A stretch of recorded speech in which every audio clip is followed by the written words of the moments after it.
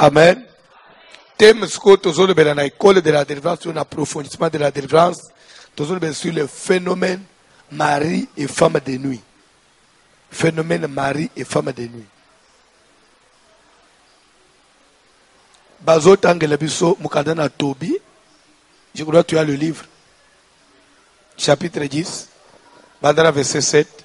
Le même jour, Mukolo Moko Moko, il advint que Sarah, la fille de Raguel, Sarah d'Ekbatan en Médie, Nabaktan Namedi, s'entendut, elle aussi insultée par l'une des servantes de son père.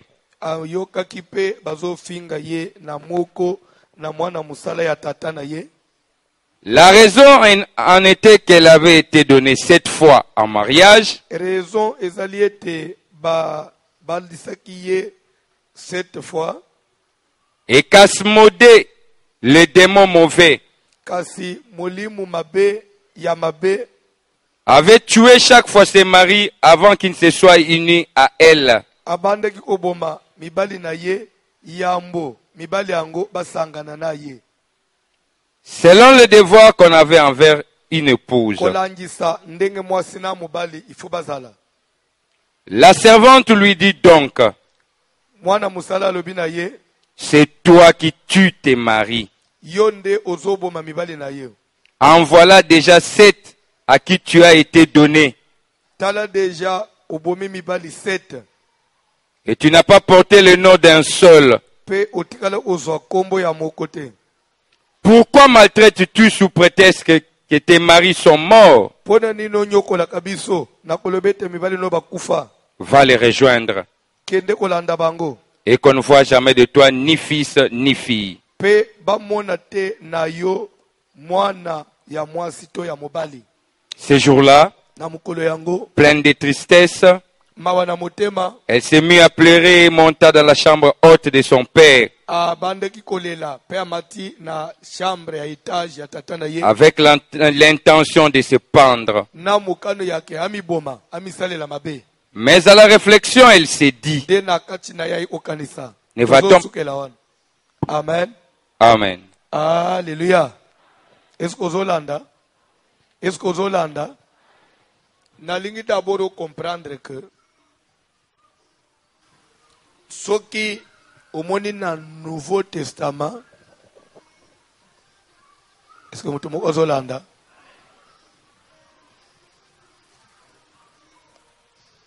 D'abord, ce que tu dans Mukanda, il y a Louis II.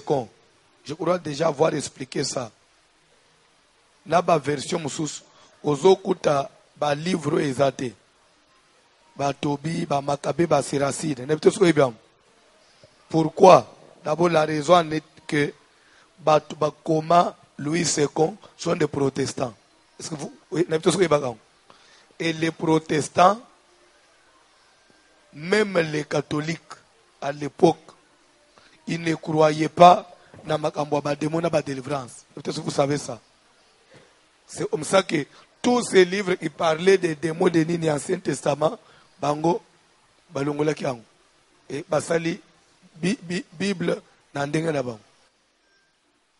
Amen. Mais quand vous lisez ces livres, vous allez comprendre que makambo belé salem, où ils ont la spiritualité na ba vie abato, na tango akala. Parce que milieu mabe bandele lote.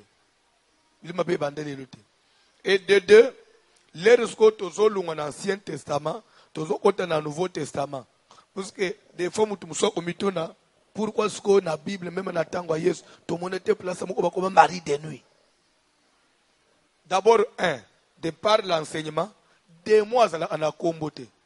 Au comment on peut dans la Bible, place comme des mois à blocage, na comme des mois blocage. Au comment on peut dans la Bible, comme des mots de cécité, des mots à la combote.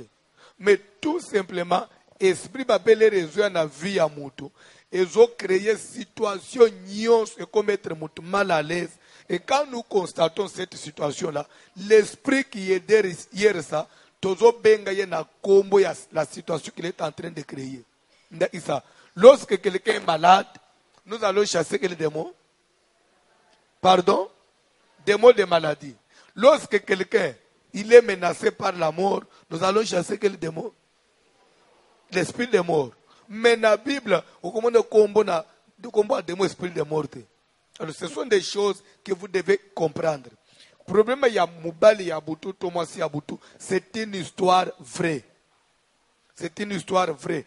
À ne pas confondre la Genèse, je crois, chapitre 5. Place que les fils de Dieu, vers que les fils des filles des hommes étaient belles et ils en prirent quelques-unes en mariage. Peut-être ce que peut passer à Joanne. Place la corruption du genre humain. La Genèse.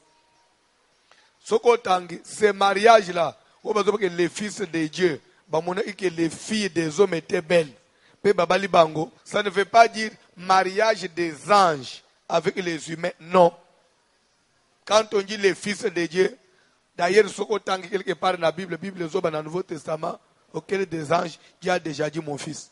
Parce que les anges ne sont pas créés à l'image de Dieu. Celui qui a été créé à l'image de Dieu, c'est qui? C'est l'homme. Dieu n'a jamais appelé les anges les fils de Dieu. L'appellation fils de Dieu est bien à cause de l'image. Quand on dit bana na nzambe, bamoneke bana ya batu bazamalam, ezali mariage à mari de nous na femme de nous. Ça veut dire quoi? Soko tangi Bible à partir de 7, le nom de l'Éternel fut encore invoqué. C'est que leur kaya bomi Abel. Moi, rupture mo ya kosambe na nzambe otaki na mukili. Mais leur recette ayo kobotam. Abanji sumakambo ya obele la nzambe. Alors descendance ya 7 on.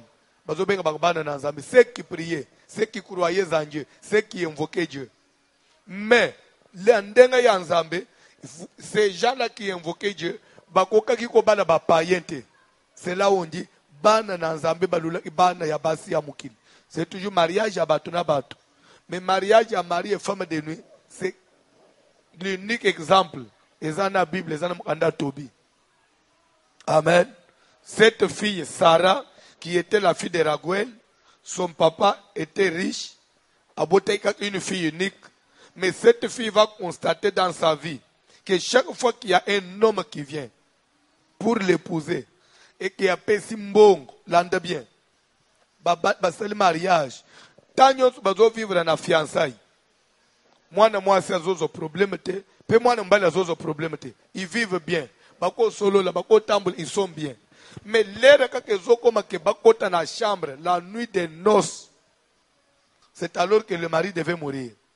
C'est pourquoi au moment de par la définition, le mari de nuit, c'est un esprit qui affecte plus du côté sexuel. C'est ça, domaine naïe. Pour lui, sexe y a moi, il a possédé, il faut être bien privé naïe. Pour lui, moubalo y a zuan, il faut être bien privé naïe.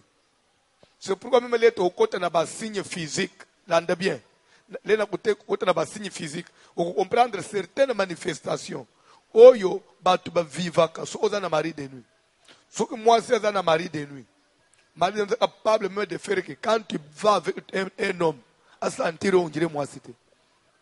Ponenine, azo dégoût, il se retirer na yo. Et quand il se retire de toi, pour les démons, à éliminer mbanda. Oui ou non? C'est qui misi mbanda. Mais yo mokolonzo tokoye bangote. Yo mokolonzo tokoye bangote. Et ça se passe de plusieurs façons. Là, on a un signe physique. Je vais enseigner ça. Donc, c'est-à-dire que pour Sarah, pour l'esprit de Marie de nous qui était en elle, Sarah a couché dans la mobilité. Son sexe était privatisé par cet esprit-là. Alors, Moubali nyon sozolinga a Simba Sarah pour coucher na ye, l'esprit l'attaquait. Et sur place, Moubali a zo ouf. Et la fille continue à être vierge. Qui sait maintenant? Et belé y a ba déception et na mukililelo. Et ça dit na ba mari de nuit. Amen. Ce qui tokei et pas ya Paul. Paul ozokoma na Timothée boy.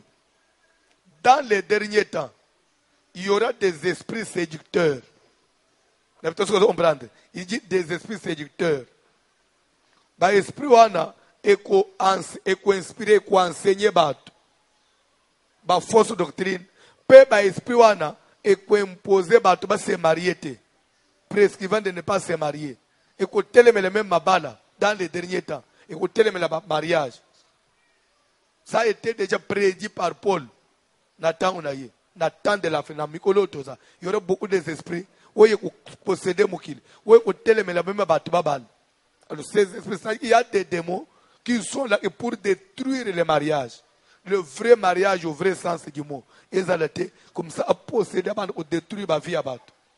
C'est pourquoi faites attention. Mari et femme de nuit, c'est une histoire vraie. Ces démons-là existent. Et tout le monde que Amen. Alléluia.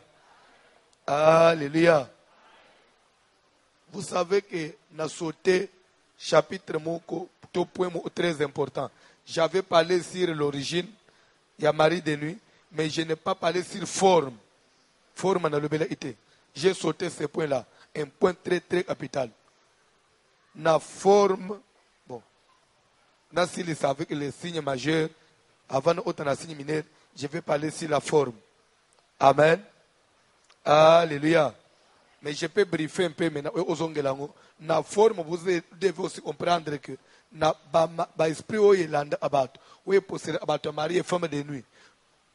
Même chose quand nous avons parlé sur la nature des démons. La forme, nous avons des esprits humains. Esprit humain, nde obato balota ozo ushena mutu, mutu anu ozala, mutu oyebi, tout homme mutu oyebi te. Mais voyez l'image d'une personne. Ou un esprit humain. Tout comme un peu mususu okoya, tu ne vois pas l'image au moni mutute, mais tu sens seulement dans ton corps comme si tu avais ouché avec le bateau. À mon avis, si tu as un pongi, vous constatez dans les autres comme si coché une amout. Première forme, il y a des esprits humains.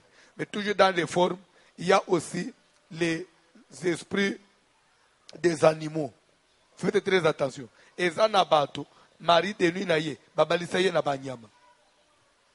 Il couche avec des animaux. Il couche avec des serpents. Il y a des gens, Marie de nuit, batindele banyama. On prend un animal, on affecte. Nyama wana nde Marie de nuit aye epanaye. Des fois, on a l'autre, des fois l'autre a été. Mais yo mona on a Marie de nuit. Zo nde Marie de nuit, c'est esprit animal. Nde zo epanayo. Et à part ça, toujours dans la nature, comme nous avons le même schéma, quand on avait parlé sur la nature des démons, on avait dit que nous avons les esprits humains, il y a l'esprit des animaux, il y a encore quoi? Nature des démons, bobo, c'est une sorte de démons. Après les esprits humains, les esprits de l'air. Les esprits de l'air, qui sont-ils? Ce sont les êtres spirituels, les anges déchus. Ces esprits-là, ils possèdent, après, comme Marie de nuit, les esprits vagabonds. Et les esprits vagabonds, et on les ramasse où? C'est pourquoi au monde lande bien. Quand j'ai parlé sur les portes d'entrée, quand j'avais parlé enseigné sur les portes d'entrée, dans la porte d'entrée, il faut faire très attention dans endroit de grande concentration. Par exemple, des grands ronds-points. Par exemple, des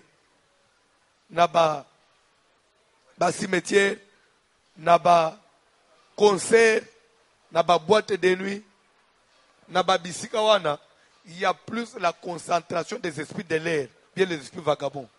Si tu es dans la boîte de nuit, c'est là où se concentrent les esprits vagabonds.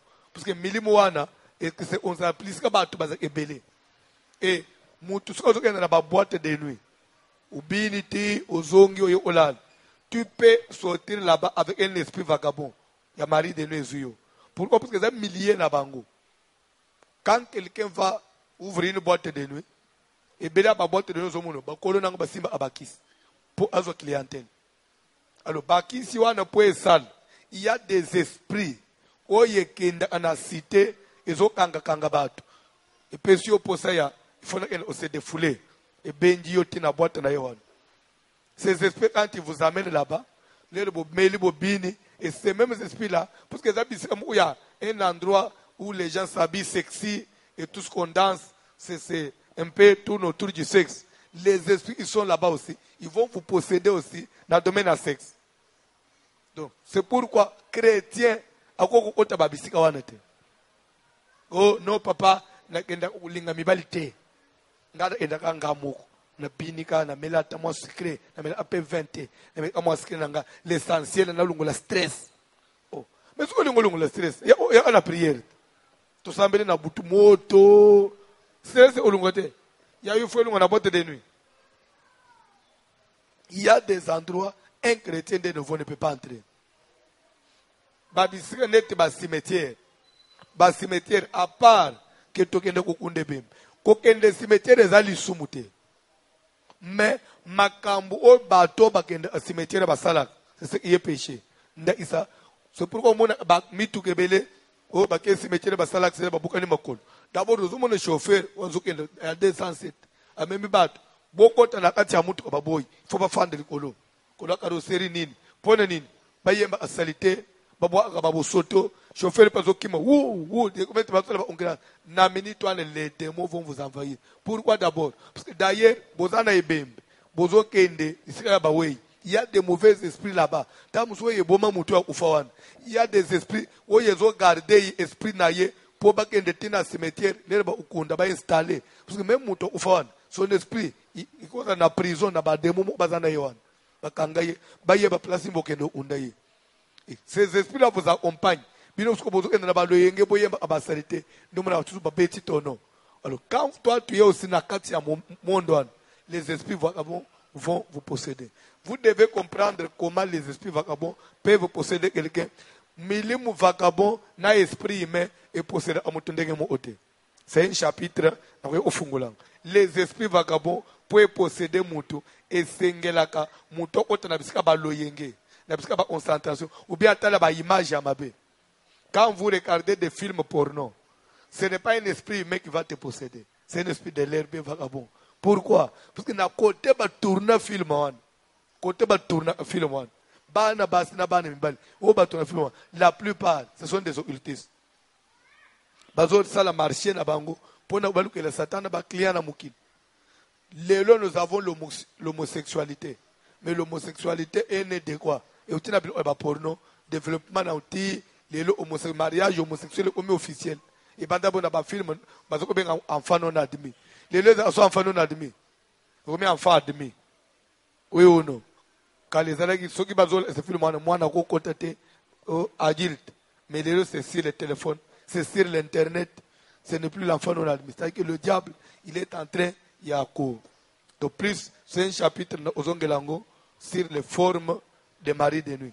J'ai fait maintenant plus na pointe aux allées inango, tokomaki na point sur les signes. Comment quelqu'un peut reconnaître Kazana mari et femme de nuit. Premier signe tolobaki, ils ont les signes majeurs. Signe majeur ou signe spirituel. Quand nous disons signe spirituel, ça dit que ce n'est pas un signe qui est physique, ça n'affecte pas le corps, c'est seulement un esprit. Parce que le songe n'est pas physique. Le songe, c'est l'esprit.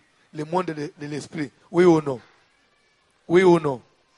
Signe majeur ou signe spirituel. Et aussi, notez bien. Notez bien. Dans toute possession démoniaque, pour ce qui concerne toutes les prisons spirituelles, tous les emprisonnements spirituels, le plus grand signe et le signe majeur de toutes les prisons spirituelles, c'est le signe spirituel qui est le songe. Ndoto, c'est le plus grand signe dans la prison spirituelle. Notez bien pour ceux qui écrivent. Notez bien, les songes, c'est le signe majeur pour tous les emprisonnements spirituels. Moutounion spirituellement, ce qu'on a combattu, ce qu'on a possédé, ce qu'on a envoûté, ce qu'on a voulu par le monde des ténèbres. Le premier signe, c'est Ndoto. Ce qu'on a évité. Ndoto, c'est le premier signe. Ndakisa. Ce qui va passer moi na kindoki. Ba laisser le omo amabe. Ya liboso komona nini? Akomona bani upumamba la mote. Akolota na butu. Akia zolala amone mutu mo aya ibisie nini? Ezaneti ndoto. Pesa ngai bitabe nangana kabela kiyo. Oh, opesa ngai bitabe na osenga ngusiko. Na sina le nazana ngute lokolo zana bitabe nangai te. Pesa nga papa na bino. Ibanda aneti ndoto. C'est déjà pour nous que spirituellement il a un problème. C'est pourquoi vous cherchez la délivrance. Tu ne peux pas avancer avec la délivrance si tu n'as pas la maîtrise de tes songes. Tu ne peux pas avancer avec la délivrance si tu ne contrôles pas tes rêves.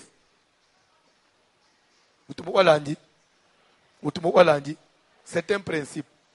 Tu ne peux pas avancer dans les domaines où la délivrance si tu n'as pas le contrôle ou la maîtrise de tes rêves.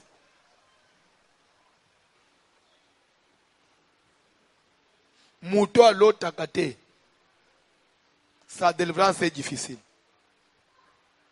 Et si tu dois être délivré, cette délivrance doit commencer d'abord par Kozong Sabando Tonayo. Amen. Amen. Kolapambula Mutumoko. Premier signe, majeur ou spirituel, c'est quoi? Par les songes. Deuxième signe, c'est quel signe? Premier signe, c'est signe majeur ou spirituel. Deuxième signe. Pardon? Signe mineur ou physique. Nde eza belé. Na signe majeur ou spirituel. Toretenaki. Premier point. Na signe majeur ou signe spirituel. Le premier point, c'est quoi? C'est d'abord les songes. Ndoto. Et na pesaki catégorie ya bandoto. Oye sengele mutu aveya alikolo na yango. Oye sengele mutu alandela. Okolota ozo coucher na mutu. Soit ozo coucher na mutu te, mais ozo mona batu bazo coucher. So yo ozo tala on dirait soit tu nga kota ozo à la place mo omona batu ba coucher. So na ndota ozo mituna bazo sala amabo bazo banga te batu omona ba. C'est toi qui fais ça. Mais Zabala is una forme musus. Na ko penser bien un exemple. Soko tangi na mukanda na Genèse. Ba officier ya Pharaon. O baza ana Joseph na prison. Moko lotaki azana panye na mutu. Na ba mapa na acha panye. Lere ya zo tambola bandeke bazo sala ni. Bazo lia mapa likolo ya mutu na ye. L'air Joseph vient ndoto yo loto c'est toi, c'est ta vie. Panier yo loti bazo bandika bazoli eza vie na yonde ebembe no uliango na bandika. Mais ya loti bazoli ya mapa na mutu na ye. Alubi faro wa kukato mutu pe utike ebembe no upola uliango na bandika bakunda yote. Donc ndoto ko zo image mususu. Ukolota na ndoto ebembe. Na ndoto anozolote mutumu akufika akufika boye abilité bazolela ye na ndoto. C'est toi yonde uzana premier esprit de mort. Mais oloti bembe msusu. Oloti bazokunda mutu. Mais yonde uzana esprit de mort. C'est pourquoi il faut faire très attention avec les songes. Donc ndoto nyonso azolote ozo coucher soit bazo passer rapport, il faut faire très attention. Ndoto nyonso zolote soit bazo balisa yo ou bien soit bato ba sala mariage.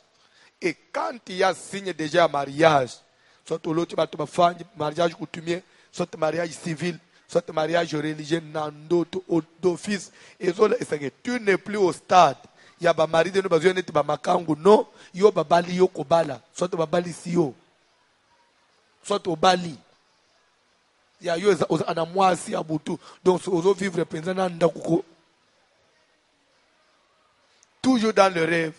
Tu te vois dans le rêve. Tu es dans un ménage. Na achanda umukwa libala. Des fois ozo servir mobali moko. Ezaba ndoto abiente. Azo tinda yo nda unayo fona sula basanyi nda wangusalite fona cha amemwa ordre. Ustuki bo ndoto. Okumona so kutenda ba pasteur ba ima ambo ya zabiye te so seke kalate ozobala libala no ikomi pembeni ndo mo merci obandi ukumisa na nzambe libala nange ikomi pembeni. Le mariage n'est pas une affaire de l'esprit. Les deux deviendront une seule chair. Le mariage c'est dans la chair. C'est pourquoi j'insiste et je dis même copain aux alakanaye, même copine fiancée vous préparer mariage. Kolota ye bozo sanctionner nzoto te, kolota azo obala yo na ndoto te. Parce que libal, il faut parler physique.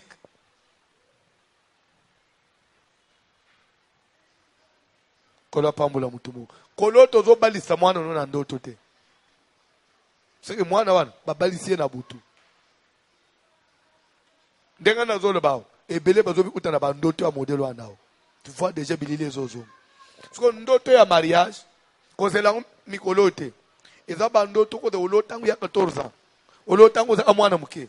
Olote bazo balisa yo. Dès lors, au solo tabongo, c'est que tu es déjà dans le mariage nocturne. Tant que ce mariage n'a pas été rompu, comment tu dis aux Asuna pour ma mari de nuit? Qui a cassé le mariage? La Bible dit une femme est liée aussi longtemps que l'autre vit. Mais tant que l'autre n'est pas décédé, qui a cassé le mariage? Qui a rompu le mariage? Au cours de la physique, aux analibal, mais en même temps, on peut babali sope na boto. Basia mabale pe belé, na mibali a mabale belé, parce que n'a pas mari de nous baibité. Les autres, on a pas makambo belé. O zomona, bande o nabiso babimi na ba chaîne na ba télévision, o bate na ba minuit wan. O ba omina mbongo. Omina mbongo. Bazole na ba chaîne, ou te mo bazole na 4-5 chaînes. Calculez 6 par mois, par chaîne. Azo fout à 500, 600, 700 $.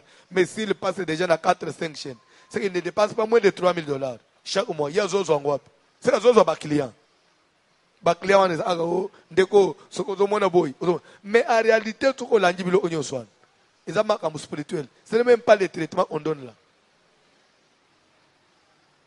Aujourd'hui, vous allez trouver, il y a trop de problèmes dans les foyers, sur le plan sexuel. Il y a trop de problèmes maintenant.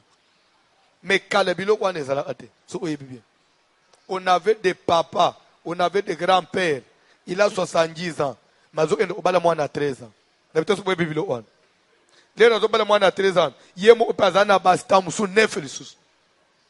Il y a eu des grands-pères, il y a 40. Basi 9, basi 10, na 9 ans, azatina bana ya 16 ans, 15 ans. Okukuta jamais mwana ya 15 ans zoba vie wana atamukule okusepelisa ngaite. Non.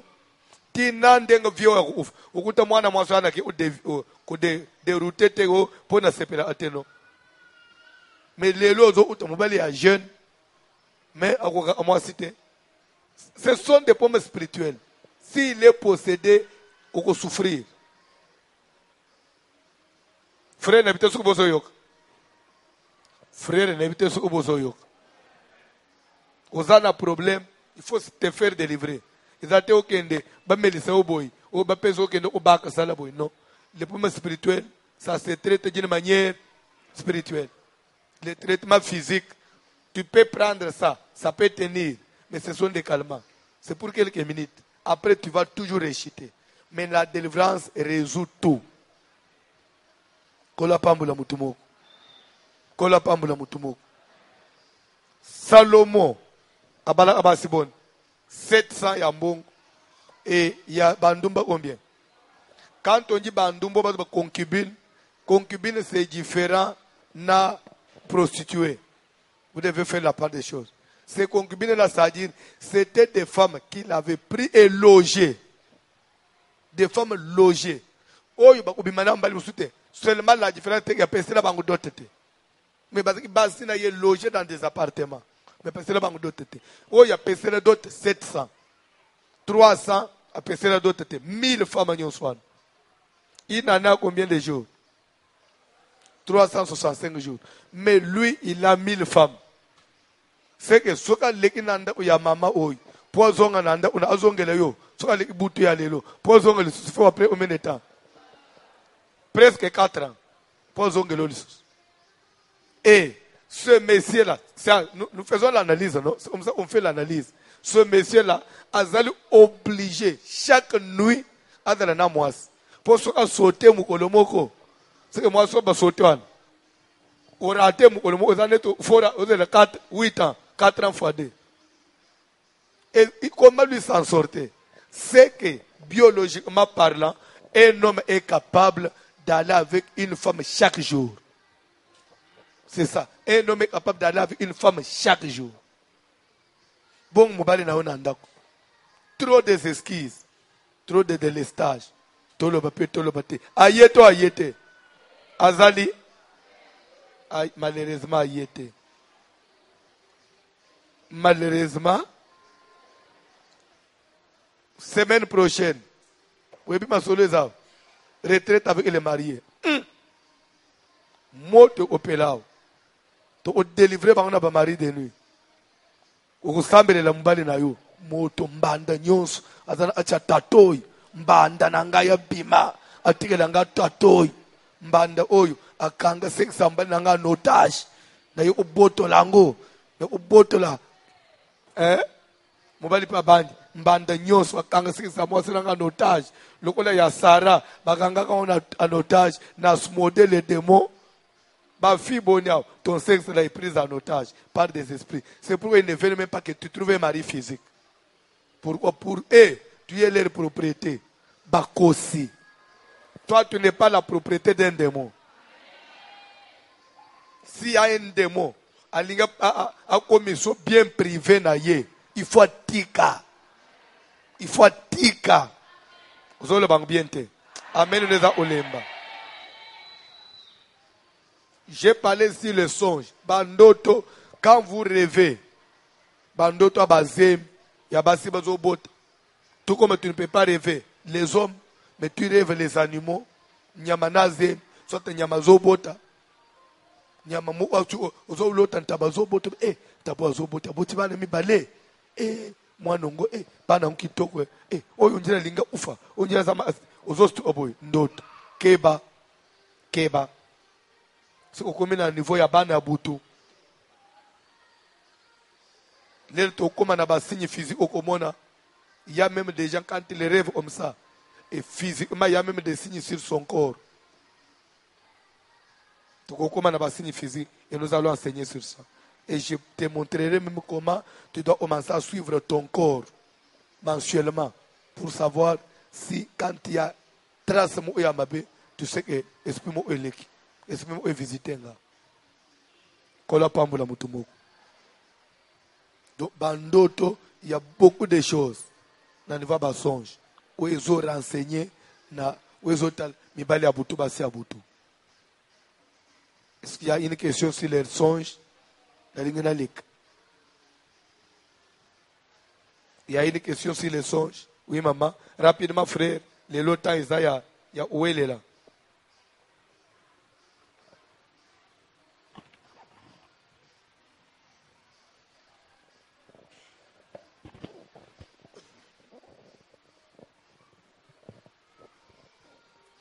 Rapidement. Fanda maman. Papa, on a le problème songe. Pour la première songe, en 2004, on a préparé mariage. Dans solo tandoto, na lati robe mariage. Mais on a commis na wenze, pour la bimela na mobile kota zalaki, ba wenze salité o mafuta. Mais er nazoya et c'est un groupe à batu ba telemi balinga ba kalenga poli ba le sale matin. Mais nazo mwana musika mobali na kati ndako tema ozelanga patience eleki akomi kolongole lamba. Alongoli veste atikali kaka na chemise na juillet. Tika chemise na juillet. L'état linga longola juillet directement na koti.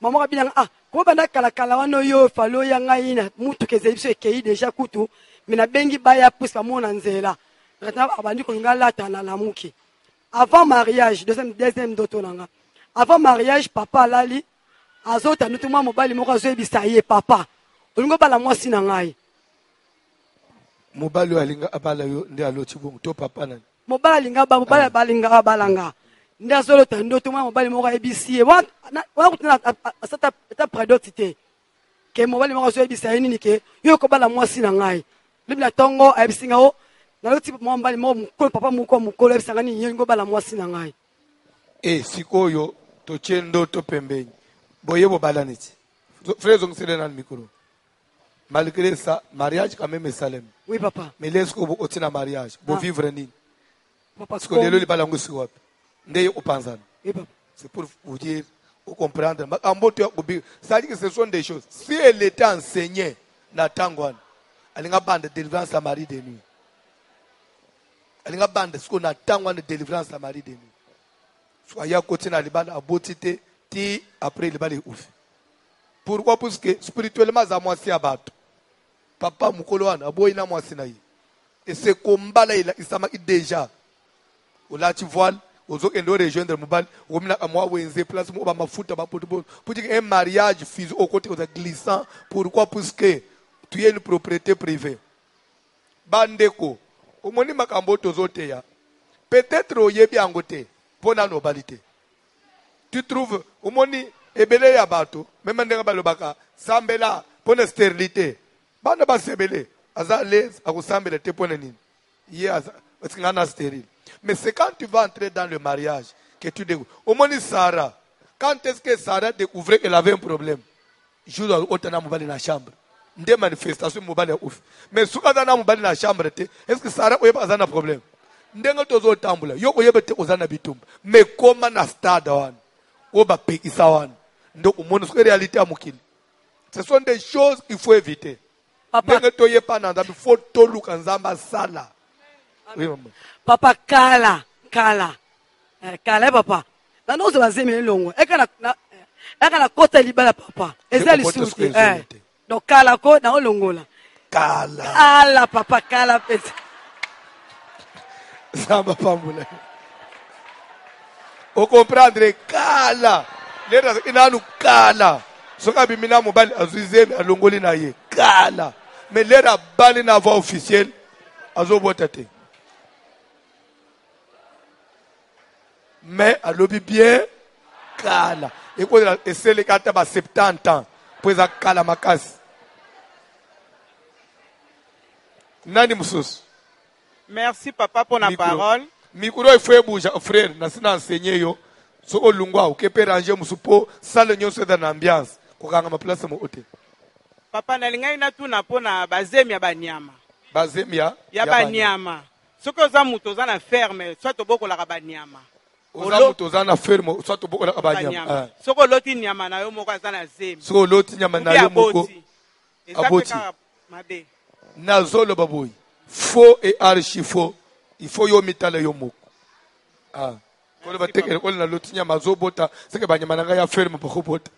Attention avec le monde des esprits.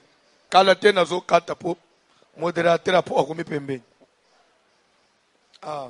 Papa. L'obito aux allons ce soir. Contrairement, comme on avait annoncé que demain vendredi, n'apôtre aux allons abandonner. Vous voyez que tous allons abandonner. L'obito aux allons approfondissement. N'a pas dit to silisa on peut prier rapport et aux allons akao. Hein? Donc, to longoli clôture na bandal semaine oyo. To nanga pona ni. Pour condition ya météo eza bien te.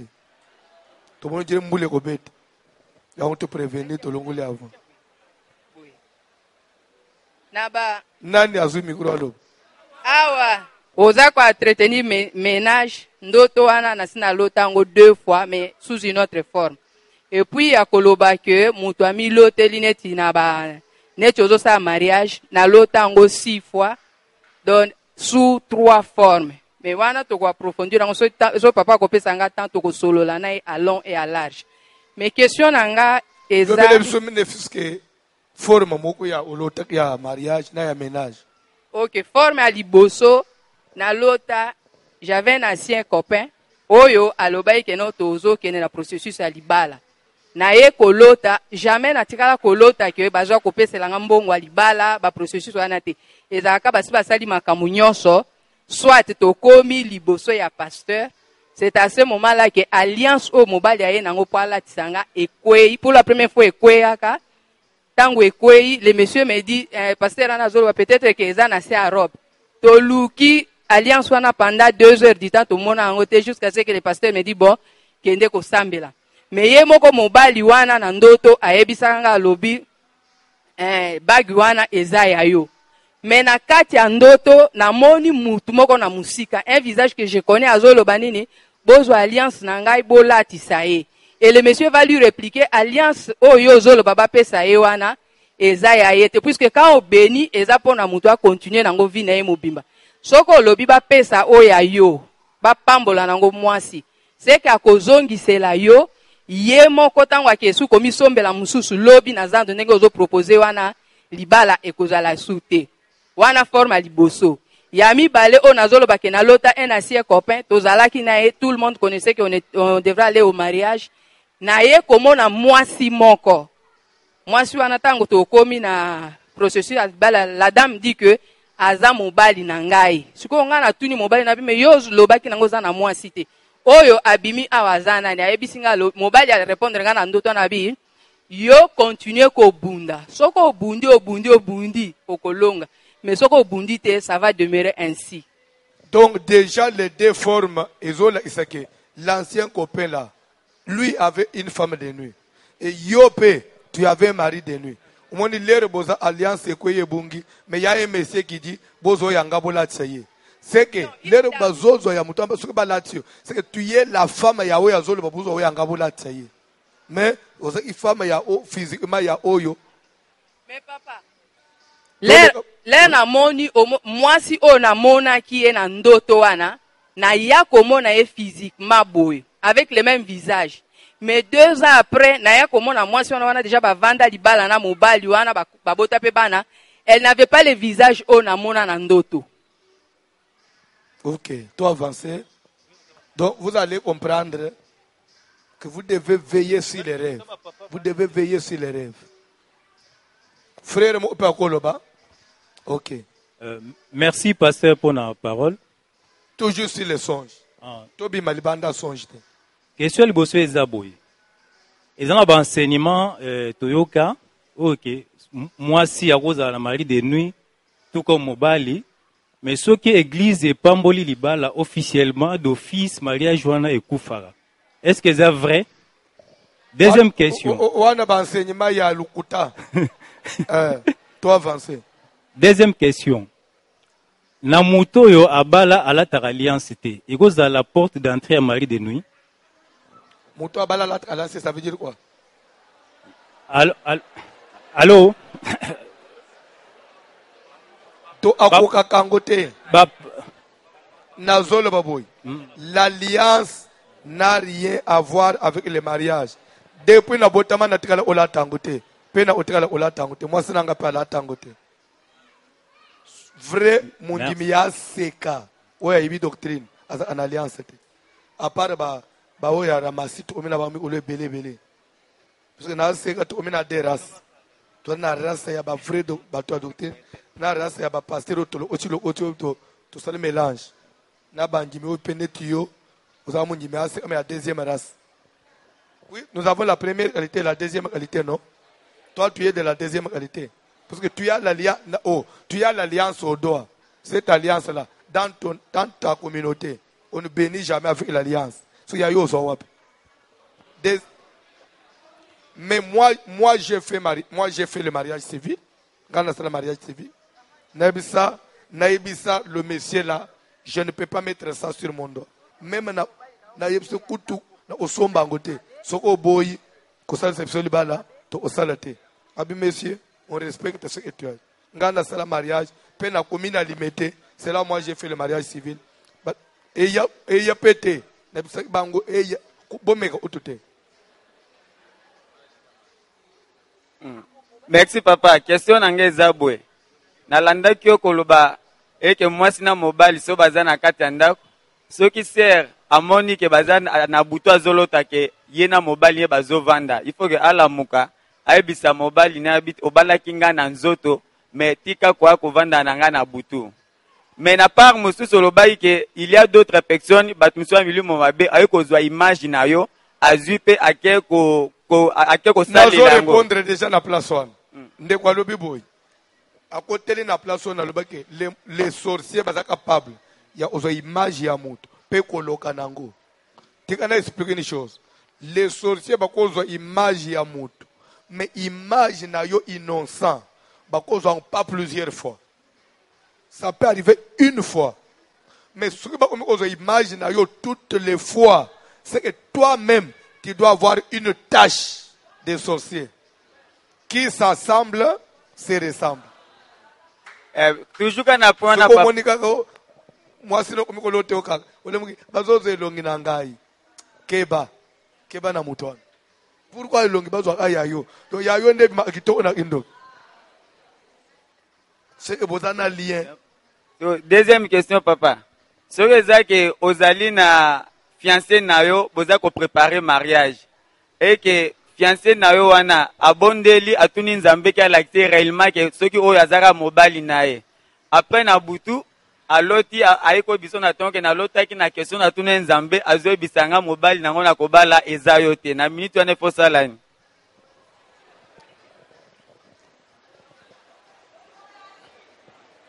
So na minute wana osalani osalo nzamba lobi. Iya ezana mwana na ngai ya protocole. Mwana ya protocole. Il y a un monsieur à se présenter à Balaï. Le monsieur a travaillé place à bien. Comme il prépare pas ce bilo à l'ébal. Moi, on a saisi. Oh, mais comment déjà, nous avons commencé à le presser à nos parents, les bisina de pasteur n'angate. Aïe, bisina de mino. Oh, parce que vous avez dit que maman n'angai, et que là, il y a un anda. Na bibenga na maman ye. To solo maman le binom pasteur. Oyo koloba. Ndo bisoto osal. Bisoto ko salo. Donc contraire na oyo olobate.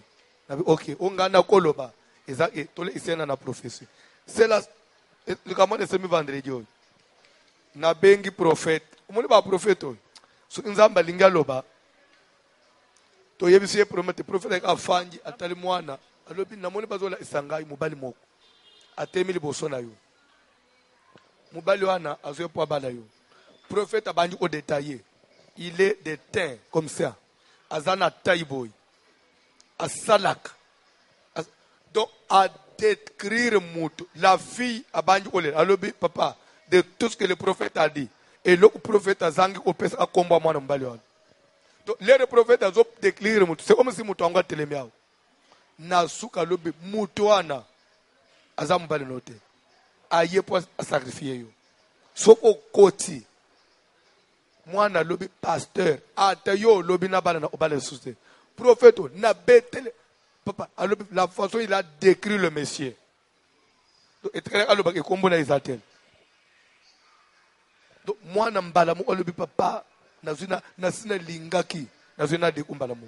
Na ko ozete. Parce que vie za moko hein. Ba o bazo le lao. Ce qui baleka na grâce oya koyeba avant.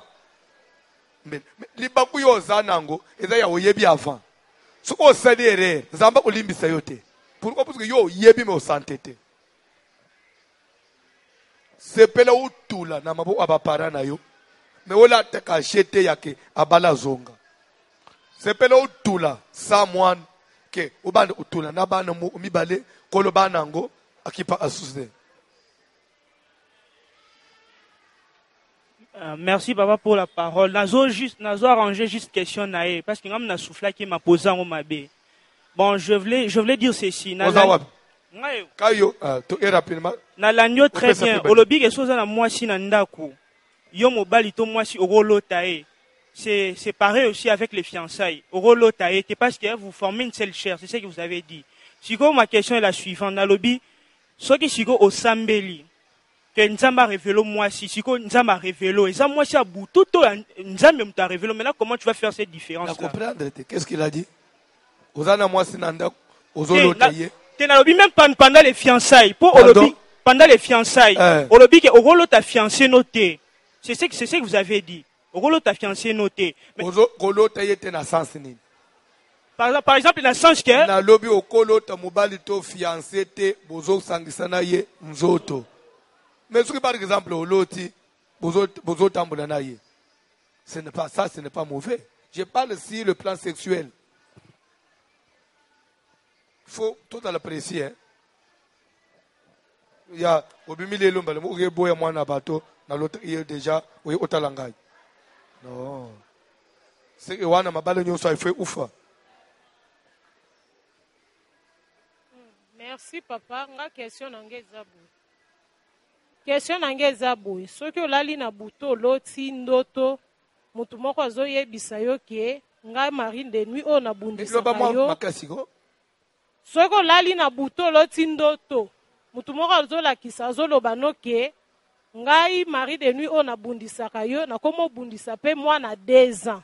Estce mwana 2 ans mari de nuit oyo nabundisaka yo nakoma obundisa mpe mwana na yo nakoma obundisa mpe mwana na yo mwana aza na 2 ans. Estce mwana 2 ans mpe akoki ozala na bamari de nuit? Mais c'est que matin na ngai nanu bolanda ngo te bazoye mama bazoyela ngai bana wa ya 2 ans aza na infection ya osakana te. Mais mama zoyebisa ngai nini pasteur soki mwana alali mwana ya 2 ans ya moke ya mwazi mwana alali oyo okuti mwana muka azosala mouvement neti aza na mobali mwana 2 ans. Le diable est méchant. Lobi mwana oyo soki na tie position nyonso alala il faut finir na otie tolo likolo apanzi makolo na beli mwana 2 ans ba traité infection instime 2 mois après infection ezo sikopo oyo nga na remarka kokuta ndeti na moi mais loba mwa makasi pona oyo ye esalama mingi na moi ya mwana wana okuta aza ya 2 ans aza mwa mwasi. Mari de nuit, quand nous disons mari de nuit, c'est une façon de dire mari spirituel. Mais mari de nuit, c'est quand on a mari de nuit, il y a des gens qui vivent ça la journée. Et dans la bateau, azo lamba na cuisine, à sentir comme au coucher na mobile. Azo lamba, au télé. Siko oyanga eza orokuta, soka lali ndeti na kiti. To une fois kaka ki atikali ye moko. Aota TV. Okuta zui maboko. Akangisi yango entre tous les 2 jambes. Azo mikanga. Lokola mutu aza na mobali. Pour sentir que atoki. Atoki penza. Ça mon isko il faut basambelile noki. Ça va le détruire. Il faut détruire. Il faut le plus vite. Soko langisi et dana mutu mo onda zo salebilo wana. Asa moni étoile ya mwana wana. Ndeko mususu.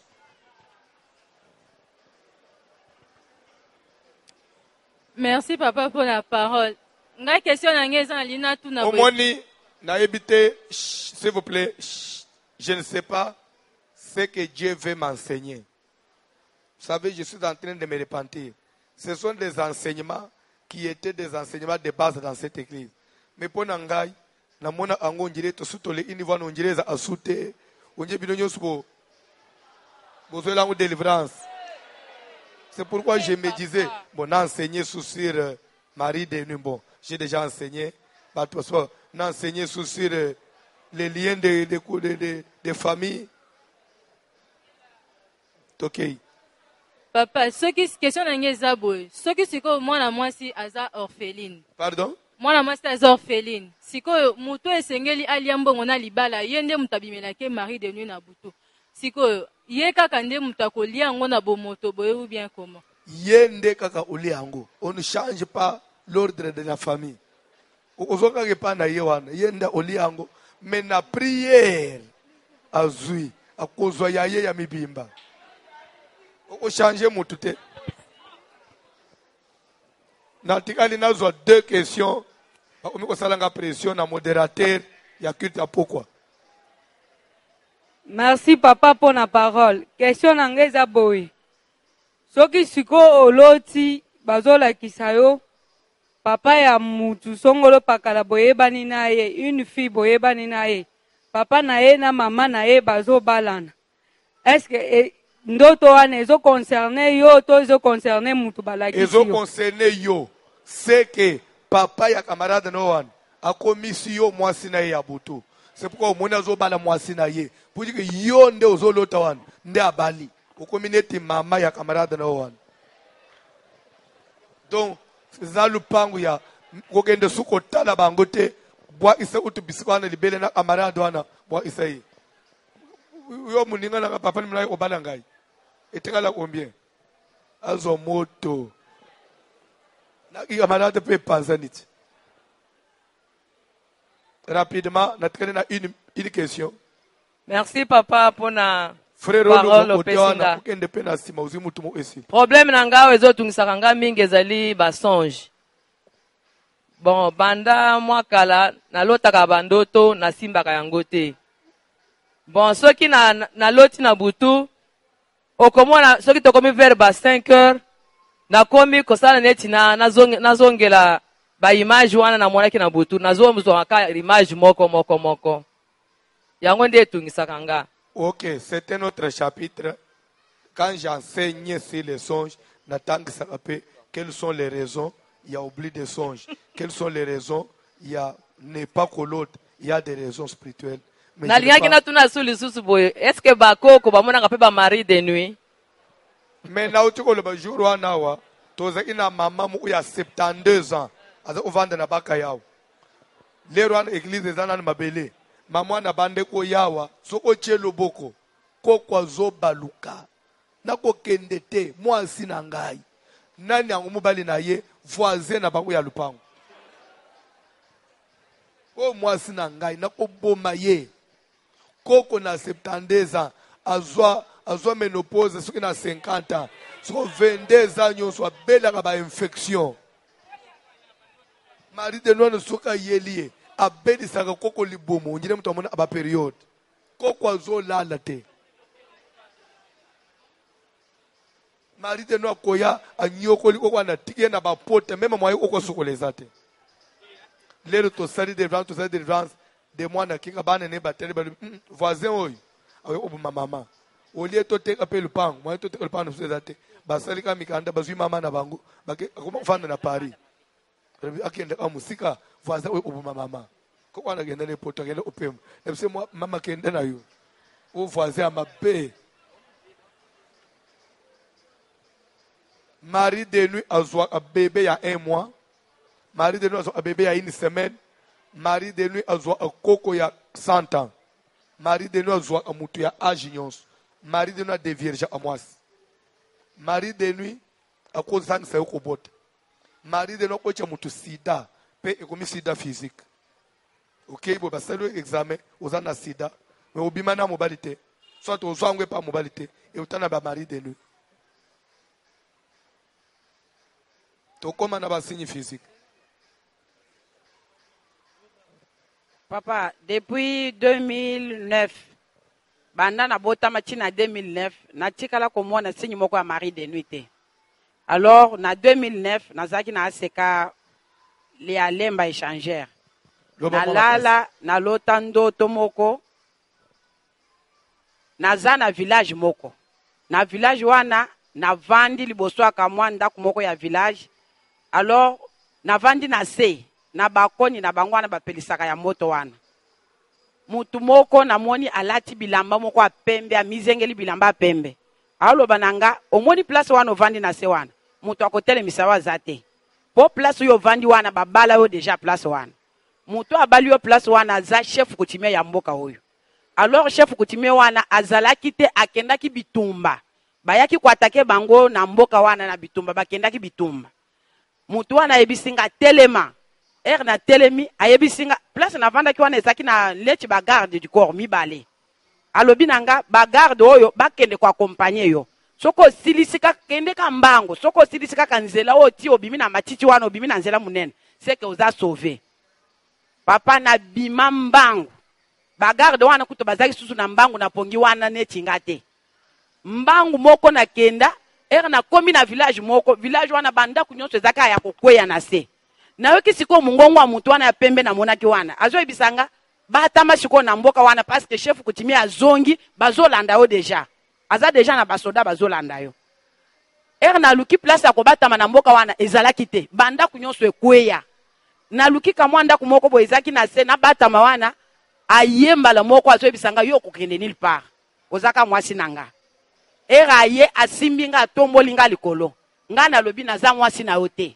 mbala moko na simbie na mapeka na ye na betie ba genou akweya lali na se nga siko na bandi susu mbangu ba garde batikali na keti na balabala wana mutu wana yebisaki nga ye azo yebisa bango bolanda ya échappé te nga pe siko na bimi na prince amunene na situki nazaki na ndoto papa kobanda wana sikoyo natikala nanu komona ata signe moko ya mari de nuit na nzoto nanga eza na bandoto mais kobanda wana nde sikoyo na bandi komona penza ke oza ata na visitation ya mari de nuit ba signe sikoyo ebandi omonana mais ozomona na ndoto nteji kwa ke ndenge oza boye babaliso na chef coutumier mais azalaki te akendaki bitumba azongi c'est que depuis obotama babalisa yo mais spirituellement le messier là babandaki nanu kosokipe na yo te so ata na ye ya kobandona mariage ekoki nde mpe ebandi mbala moko mais lere alo ntango amoni yango azaki payen sabi azaki koprie na aseka kaka moto akosa yo te komema bible na maboko elongola asatane te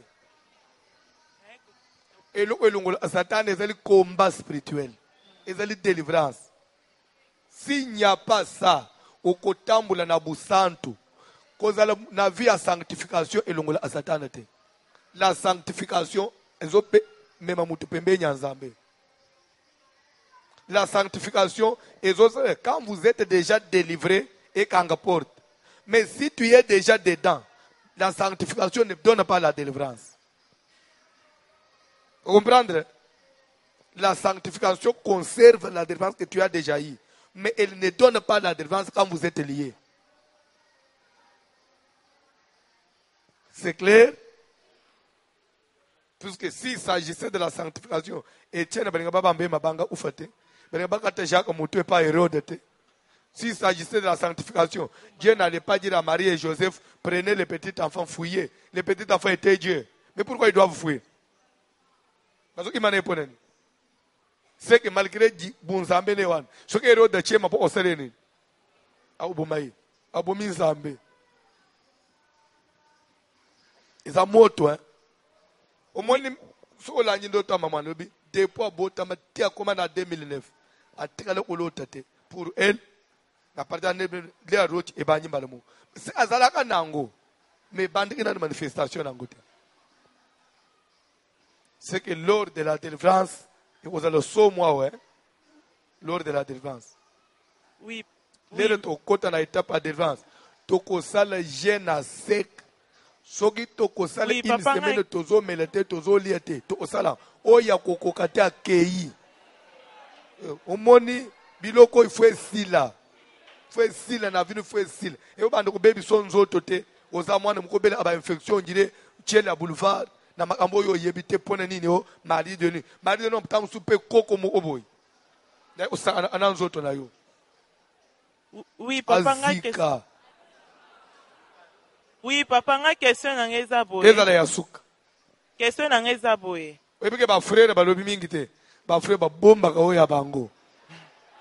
Frère ba zaso oya ba frère ba loba ana passe. Ata na repentance ba loba ana passe. Bango ba yeba makamuna ye. Oui, papa question na ngeza boye. À chaque fois, ceux qui n'a commis kaka na zemi. Loba makasi. Oui, à chaque fois ceux qui n'a commis na zemi. Premier zemi na nga ceux qui n'a commis na zemi. Si na robota mwana na ozalaka na oui na ozalaka na présence ya Marie de nuit mwana nanga liboso akufaki ya mibale soka na bandika zemi présence ya Marie de nuit obandi pe Marie de nuit oui deuxième zemi nanga esalanga mpe bongo soki na komi kaka na zemi omonaka présence ya Marie de nuit et voir même na ndomona elongi ya mobile nanga sikoyo na ndenge ozolobela sur le songe ndenge toye kobongisa makambo ya dot na koloba ke première jour na biso tokoma ana Kishasa mobali nanga lali aloti akati mutu aye kozwanga place abomba kinga lobi nanga aloti akati mutu abomi mutu aye kozwanga siko place nazalaki abomba kinga place nazalaki pa pasteur Georges na papa Emma bomba kinga pasteur Georges na papa Emma bazana Lubumbashi aye ko récupérer nga oui aye ko récupérer wana na ndoto aye ko récupérer mina na uchi ko boma mutu sikoyo nazana makila na kati mutu na aye ko récupérer place na tika kio wana premier songe deuxième songe ezaki tanto aye ko kutana na bino yebisa biso que to bongisa makambo ya dot et comme na semaine auto salango samedi papa oya komaki lettre mobali po to bongisa makambo ya dot alobi bino bozo sala makambo na volonté na bino sans volonté na nga pourquoi mobali alobi te moi sinda abalaka mwasi nda balaka na s'apprêter mwasi nda balaka mobali nda balaka mwasi na yende na bongisa makamwa mwasi nanga poto so to kende. Alors na kolota na butu wana mobali na ngai lisusu alali aloti que tata mwasi ne mo azo ebise na pongi alobi ke yozo briser ba limite yozo leka ba limite asutuki na pongi. Le même jour wana na prière ya butu tozalaki je pense mardi ya lobi alali aloti lisusu na ndoto wana kaka ki rolaka on dirait mutu ke to voyager baza bakangami mapangu voisin na ye azoyebisa akuti sikoyo tata mwasi na ye wana oyo alotaki liboso wana aza ya kokonda abi naza vraiment ya kokonda makasi namoni lokwa nakomi kokufa na sa ndoto na mobali na nga azo intercede alobi kufa pena na ndenge asolo ndenge ozokufa wana na ye na kati ya motema azoba wokufa pena na ndenge asolo apres alobi namoni lokwa nazokufa eto yo ozoyolaka ngo okende aye nazolaka o mpona kende to voyager nakobaluka baluki boye asutuki ezalaki ndoto siko ndenge ozolobela sur le songe ya Marie de nuit etu mobali na nga chaque fois soko azosambela asengaka nzambe alakisa ye nani asalaka ye bongo. Alors wana nde nayebi te soki eza ke amonaka soko olobi chaque fois soko bangizemi mbale mo pe obandi olota Marie nalota Marie de nuit soko lero ozobota bana soki naloti pe mwana ekati omona po subitement mwana kufi aokufa pe nakokauka ezate ke malade bana nyonso pe bazokufa. Oui deuxième mwana o na yaki komona bino mwana ndenge akufa yenga na Chine mwana belaki te abelaki ngai te soka bangizemi bangi Marie de nuit mwana na belaki ngai soka boti Marie de nuit atani tant po mwana kufi na kati te tant mwana na kufi mobali na nga le même jour le 30 novembre mobali na nga zolala zolota nini alali aloti femme sage wana zoyebisa ye nasali na koseli mwasi no maladi po na nini po yo na ye bobala na te nde na sali obongo yo na ye bobala na te et puis ye fatika ka bon nde na sali obongo po yo bino mibale bokobala na te na sa pongi na tanga zo mona bongo et puis amoni sage femme wana ngai na kiozo bato akulu na baya ko beta femme sage wana ozo mona yo na no balite tu as droit à l'erreur na mukili kolinga te ozana bitumba makasi obala sumwasi ya bitumba to mbali ya bitumba ebonga kata moko aza bien a soutenir moningo te ona ya ye bosangani sikoyo wana siri kagas siri ya ba bombardement obika suka na siri bombardement siri bombardement tele malikolo ba musicien baza okotele mate Marie de nuit abuki yo makolo abuki makolo Yahweh Yahweh Yahweh Yahweh Yahweh Yahweh Yahweh Yahweh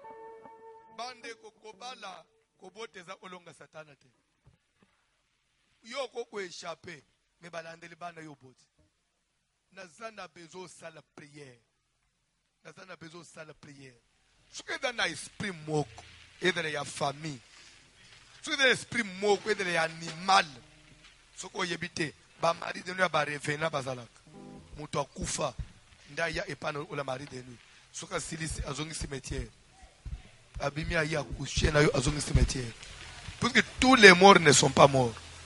Il y a des morts qui sont encore sur la terre. Batunete ba Marie Jackson. Non, au fait. Batunete ba Marie Jackson. Son esprit vit. Ils ont ça dans Moussala Moukilia. Ils ont batoyo. De l'enzamba pesa qui est na Moukili.